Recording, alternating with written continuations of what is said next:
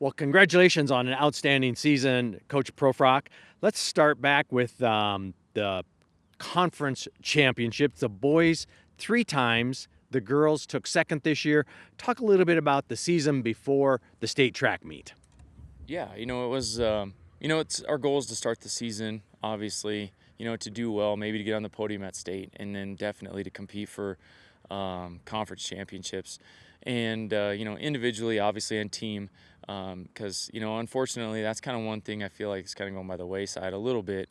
That's a little bit of a tangent, but just kind of as the team aspect of track and field, everything, we're always chasing weather and chasing other things rather than having that. And it's kind of nice. It's a nice atmosphere when you go there. And I think all the coaches from all the teams can even feel that, from their own teams when you hear the scores and things like that, and they, and how they support each other. It's a little bit different, but yeah, going into that's what we wanted to do. Was to compete for team championships, and the boys did it now it's 3 years in a row. And the girls were second, and the girls kind of hung around in those top 3 places there, and I'd honestly say that's doing pretty well. I know there's some smaller schools in our conference, and we're kind of one of the bigger ones, but we don't have very many girls like this year on the track team, and so I felt like that was a phenomenal performance, by the girls as well. So it was really good up to that point in the season. A lot of good performances. So. Great. Let's move on then to the state track meet. The boys took 12th and the girls took placed 10th, which is a good showing. Let's talk a little about breaking 7 school records this year and how we did at the state track meet. Yeah, it's just kind of piggybacking off the stuff leading up to conference. This whole year's been tremendous. I think 7 school records were broken. I think we have a top 10 all-time list that we keep and kept track of, and I think we had 39 entries this year into the top 10 all-time, depending on event. So it's tremendous. I mean, that's I don't even know what the previous years. I mean, I know I always keep it up to date, and I do it every year. But I know this is double or triple what normally happens for sure. Probably triple, than what normally happens. But yeah, just tremendous performances. The meet was great weather, and basically everybody came to perform. We had a lot of great performances, individual performances, relay performances. I think overall 11 individual medals and 5 relays, I think, placed. So it was a really good weekend for us. Let's start with Avery Marler, a senior that really come on this year, brought home 4 medals, 4th in the 100, 3rd in the 200, 3rd in the 400, and 2nd in the long jump. Talk a little bit about Avery. Yeah. Boy, that's one of those kids, right? Like seems like one every year that's kind of, that's like that, because they don't come around very often, that's for sure. But you don't see them very often. She's tremendous. I mean, her performance was tremendous. Those are, individual events, that she's able to do that in, and just a little bit about her, and I know, tip my hat, to Coach Anderson on this one too. But just the what she is, and how she competes, is second to none. At the meet, she had to run those in prelims to get those to the finals, and the 400 fell right before she had to go long jump. The final flight finally had to go to long jump. And so she was checking in, checking out, and then she went over there and she had to go get her jumps. And the first one, she probably doesn't even want us to talk about, like kind of what that one was. And the next one, she jumped again. And mind you, she's second seeded, obviously going into the state track meet with like 18 feet 4 inches. And the second one was a little bit better, but still wouldn't have got her into the finals. So it came down to the last jump. And we took all of her allotted time before she jumped the first one, and then all of her allotted time before each jump, and her legs kept coming back, and she just had the mental fortitude to do it.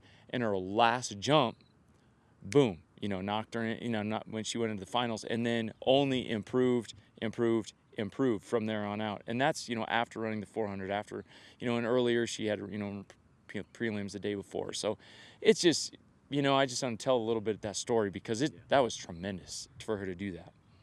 Let's talk about, well, a little bit more on Avery. For school record, she now holds a school record in the 200 and in long jump, and second in the 100 and the 400. So she's right in the top of the books, all-time school records, and probably will be there for a while.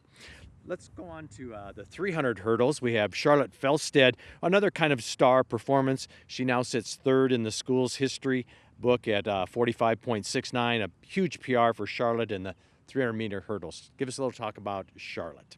Yeah, she's been around a long time. She's done a lot for us. We brought her up 7th or 8th grade year, might have been her 7th grade year even actually, and it just talks about her versatility. I think we brought her up and she actually ran 800s for us at that point in time, kind of transitioned into being a sprinter to transitioning into being a hurdler.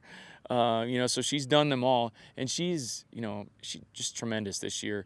And she's kind of had to always battle through kind of a hamstring thing off and on all season.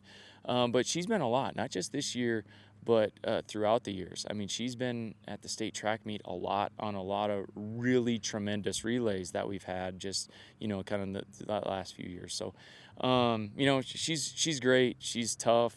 She works hard, and that's a that's a tough race. Yeah. And, quite honestly, I think she pulled up even with about 3 other kids in second place at the last hurdle, like right at the last hurdle. Kind of stumbled, clipped the last hurdle, and ended up 5th. But that's how close they were. I think it was less than 0.2 of a second separated second to 5th. So she was right there to be runner-up. So it was great performance.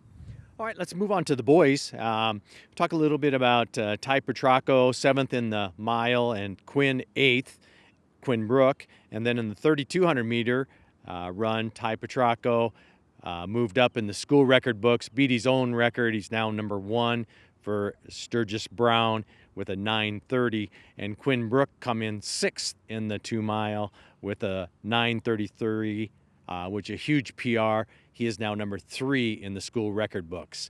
8-second improvement in his own time. So talk a little bit about those two. Yeah, the thing about those records and them, breaking their own and from the previous years and moving up, and those types of things, that's hard to do once you're that good, like and you have those situations. And mind you, in that mile, I think in like the top 10 or so, there were only about 3 kids that actually PR'd in the finals of that mile, and that's at the end of the meet, the 3rd day, so on and so forth, and those guys did it, and so there's a lot to that. But that's a testament to them, to each other, having each other for the last few years, competing against one another, competing in practice. A testament to Coach Scott Peterson, because I think that's a tremendous thing. The fact that we were the only school in those distance races to have two people on the podium in both of those races, I thought that was phenomenal. Especially Lincoln and what they've had and stuff like that. I just thought that was great. And Petracco, he's kind of piggyback off of like Marlar. Those are 2 seniors that both left the state track meet with 4 medals apiece. I just thought that was great. Quinn's an awesome kid, more deserving than anybody, and he just battled through. His races were both a little bumpy because he was kind of back and getting knocked around a little bit and kind of pushing his way through, and because they were just so competitive, and just great kids, great competitors, and it's fun to have them both together. Let's talk a little bit about the 4x8. They run a 7:53, and if I remember right, they won it last year with a 8:08, and so they improved their time substantially and take 3rd place. But now they're just 0.27 away from the 10th fastest time in the state of South Dakota's history. Ty Petracco, Quinn Brook, Taylor Klunga, and Ty Ferguson take 3rd place. Yeah, that's a tough pill to swallow. To a degree. Actually, not even the repeating part. That actually wasn't. We knew that there were a couple other teams that were going to be good, that were going to be, very competitive, whatnot. But the fact that we do run it that fast in state history, not just, like our school history, and we're third. That's that's a tough pill to kind of swallow. But man, that might have been one of the most fun races to watch and to experience, and see the. I mean, that just tells you the quality of all those teams at the top, and right there. And those kids, they wanted that all year. And again, it came right to the end. They peaked at the right time. They knew what they were doing. Coach Peterson obviously knows what he's doing, and they got them right there. And there's not a lot to be said. Tip our hat to Brookings and Stevens, and but they're tremendous. I don't. It'll be forever before you see anything like that again. 3 teams that fast. So it was tremendous. It was there's nothing more to be said. Our SMR come in 7th place with a time of 3:33, number 1 in the Sturgis record books. Last time it was set was in 1995, so it's a 30-year-old record fall. They take 7th place at state. Talk a little bit about Jude Legner, Seth Burton, Ty Ferguson, and Ty Petracco. Yeah, another tremendous performance. Petracco being part of that. That's was one of his 4 medals. The 3 other guys you mentioned, actually in that tremendous meets, they all have 3 medals. This weekend. But this is how I can tell I'm getting a little older, as well, is because when I read that, I'm reading the record books, and it's 1995. I was like, wow, that's not that long ago. And then you do the math, and it is 30 years ago.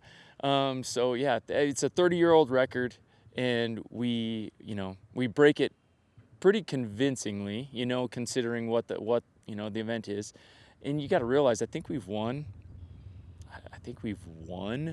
5 or 6, medley relay championships before, 4 out of 6 years, and that, that's been within the last like 8 years or so. And we've run this one this fast in our 7th. And a lot of it has to do a little bit with the schedule and the changing of the state meet schedule. So a lot of those big time 800 guys are able to get in, and there's no prelims and stuff like that.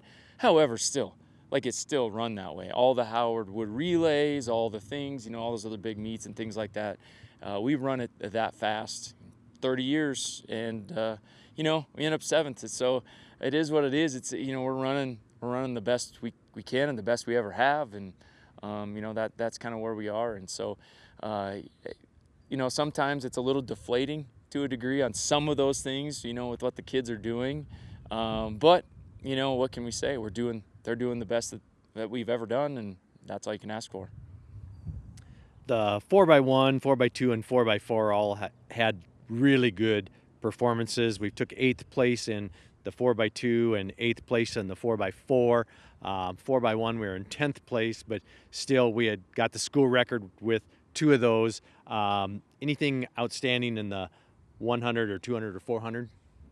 Yeah, I just what they are. We snuck into the finals in the 4x2 and the 4x4. The 4x4 didn't break the school record this year, but I think we ran times with 3 different groups of kids that are 3rd, 4th, and 5th in school history, all with different groups of kids. So that kind of goes to show our depth that we have in kind of how well they're running. The 4x2 broke the school record in prelims, and we broke it again with the kind of a different group earlier in the year. The 4x1, we don't even make the finals, in this classification, AA class, just tremendous teams. But we break the school record in a very good time, and we don't make it in, and that's just kind of the way it goes right now in the competitiveness. And it has gotten a little tougher. There were years where, there was just 16 teams in AA, and then there's been a few more, and now T moved in, and I think we're up to 20, and so it's getting a little difficult, more difficult, and being one of the smaller schools, and but still, what can you say? Tremendous times. Those kids phenomenal. You got Venjon and Burton and Legner and EJ Brandt, just tremendous kids. Moving on to the field events in long jump, Carson Walters placed fifth with a jump of 21 feet 5 inches, and he now sits third in the school record book. And Cole Lintz took 10th and 5th in the school record book. So some really good, outstanding long jumps and triple jumps. Carson Walter ended up 15th with a jump of 40 feet 11 inches. Talk about those three. Yeah, they the tremendous performances. And I'll say this too. I like tipping my hat to the coaches, because Coach Anderson has done a lot of really good things this year. We have had multiple girls there, we have multiple boys there in multiple both jumping events. So a lot of good things happening. But Carson, he placed last year too in long jump, kind of broke through again this year, kind of battled through. And a lot of it has to do with consistency once you get to the state meet. A lot of times, kids aren't jumping, what they jumped earlier in the year. And so for him to do that, and Cole was right there. In fact, I got to say this about Litzen. His very last jump that he scratched, right? I know, ifs and buts, but he just barely scratched. And I think it was a jump that was pushing 22 feet. And so did everybody else that was right there. So he's a kid that, he was right there. I think it was a jump that would have put him in the top 5 for sure also. So it was a tremendous day. They competed really well over on the runway. For Litzen, it's kind of better luck next year, but I think he had a lot of confidence in just missing to get into the finals, because they take 9 to the finals, and it was just that close. He was 10th. To get one more crack at that. So, but yeah, Carson, great career, part of the 4x4 team as well. He had a couple medals as well. Talk about most improved this season. Now that the season's over, we can look back and give us your most improved for boys and girls. It's kind of on the girls' side. I think I'd have to say probably Kinley Stewart. Maybe that one was maybe a little more easy to pick, because she picked something up. She started long jumping last year and really kind of picked that up. But she obviously a sprinter for us, on a girls team that's a little short. But she also picked up triple jump, and she made it to state in long jump and triple jump, and she ran 2 relays for us and competed really well in both. I truly believe that, kind of being there, and especially for the first time. In our record books that we've kept for a long time too, the top 10, we also in individuals hold, we keep track of freshman records and sophomore records. And her triple jump performance, she's now the sophomore record holder for what what that means. But it does mean something. It does mean something that's where her potential lies in going forward. And she's a great kid. Or the boys' side, there's a handful of kids that we could have split hairs and kind of picked apart. But could have been like Burton and Seth Burton, something like that, Venjon, EJ. But I think Mason Venjon really, honestly, his running form got better. His his times, everything about him, really improved and kind of really just all the way to the end of the season. I think just the last couple 2-3 weeks of the season, he really took some strides to really get better. And then heck, there's some kids over in the distance crew too that are pretty good. Miles Cornegie is a kid that I think don't hear about a lot, but is a kid that PR'd in every single meet throughout the entirety of the season except for one, and it was our home meet, because the 2 mile was at the end of the day, and that's when it was really, really hot. But otherwise, every other meet he PR'd. And so there's just a lot of those things where kids were great. Okay. If I remember right, we had about 17 seniors on the team this year, so you got a lot of shoes to fill for next season. What's your thoughts on losing that many seniors? It's tough. It's tough to to lose those seniors. On the girls, I can't remember how many we took to state. I think there was 11. I think that total seniors that went to state. We're just gonna miss those kids. Obviously not just those. That were tremendous. Obviously the Petracos and Marlers and stuff like that. But man, we're gonna miss some of those foundational pieces. Like Tegan Wormstad, great kid. We're just gonna miss them. We're gonna miss those kids. You know, Charlotte Felstad and Ireland Nacy, and like all these kids that really were around a long time, and a lot of them, especially those girls, but even Petracco, they were, we brought them up as eighth graders, some of them seventh graders. They've been around a long time, so there's a lot of laps around the track.